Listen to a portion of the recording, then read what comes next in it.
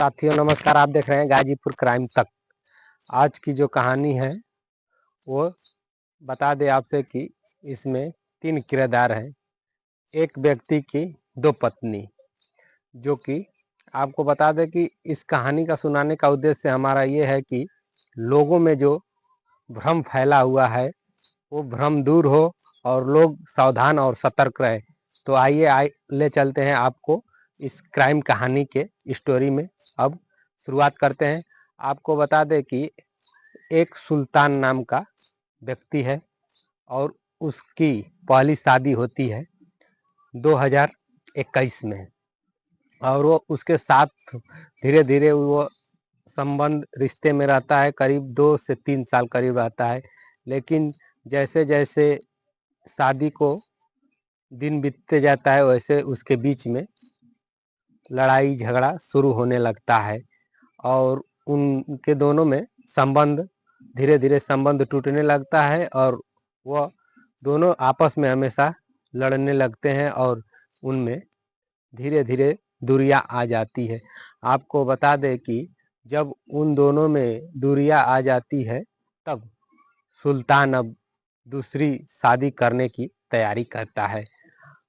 पहली पत्नी का नाम शिवा नाम रहता है और दूसरी पत्नी जिससे अब शादी करने के लिए वो प्रस्ताव रखता है अपने घर वाले से, उस दूसरी पत्नी का नाम साहिबा रहता है।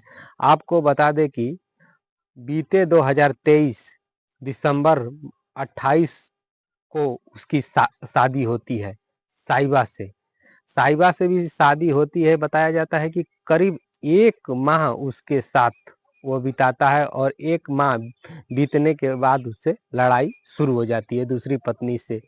दूसरी पत्नी से लड़ाई होने का वजह ये होता है कि बताया जाता है कि जैसे कि उसकी शादी, जो उसकी दूसरी पत्नी होती है साहिबा, उसकी शादी किसी और के साथ तय रहती है, लेकिन किसी कारणवश उससे शादी को उसका टूट जाता है और जल्द में इसके साथ जो सुल्तान है उसकी पहली पत्नी छोड़ देती है। इसके बाद दूसरी शादी ये साहिबा से करता है और शादी करने के बाद 1 महीने उनके बीच रिश्ते अच्छे चलते हैं। लेकिन बताया जाता है कि हर बार सुल्तान मतलब अपने बयान में ये बताता है कि वो साहिबा जो पत्नी है उसका जो सगाई हुआ रहता है मंगेतर के साथ, उसकी हमेशा मेरे सामने तारीफ करती रहती थी और इसी के कारण 1 महीने शादी होने के बाद लड़ाई चालू हो जाता है और दोनों में दूरियां होने लगती है। बता दें कि एक रात उन दोनों के बीच लड़ाई होती है और लड़ाई होने के बाद साहिबा अपने मायके चली जाती है।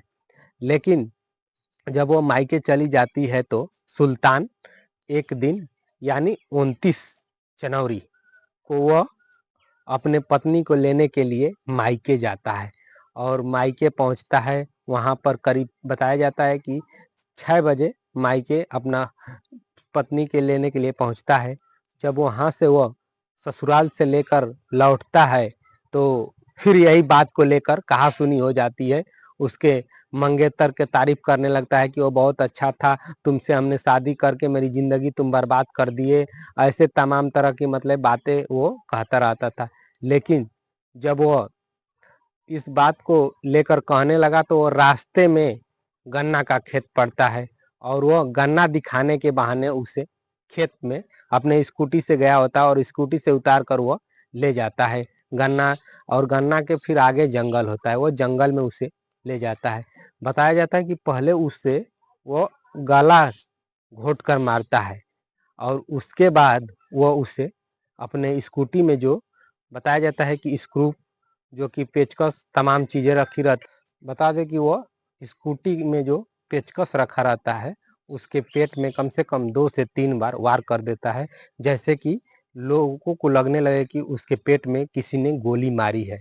और वह वहाँ से घर आता है और घर आने पर क्या कहानी बनाता है, वो कहानी ये बनाता है कि जो मेरी पहली पत्नी शिवा थी उसके ससुराल के लोग जो थे वो घेर लिए, शिवा के घर के लोग जो थे, जो पहली पत्नी थी उसके घर के लोग उसे घेर लिए थे और घेर के मेरी पत्नी को अगवा कर लिए और पत्नी को अगवा करके चले गए। और मैं कैसे ही बचते हुए घर आया। जैसे ही सुल्तान के घर के लोगों को यह बात बताता है, सुल्तान के घर के लोग तुरंत थाने में जाते हैं और एफआईआर दर्ज कराते हैं, इस कहानी को बताते हैं। लेकिन कहीं ना कहीं पुलिस का शक जो है सुल्तान पे रहता है, क्योंकि उन लोगों को ये लगता है कि जब ये दोनों लोग साथ में थे तो ये सुल्तान को क्यों छोड़ दिए और इसकी दूसरी पत्नी साहिबा को ही क्यों अगवा किए। लेकिन जैसे जैसे कार्रवाई होती है और पुलिस बहुत जोर डालकर उस पर पूछताछ करती है, कड़ी पूछताछ करने के बाद वह सुल्तान अपनी उसको क्राइम को एक्सेप्ट कर लेता है कि हाँ हमने ही उसे मारा।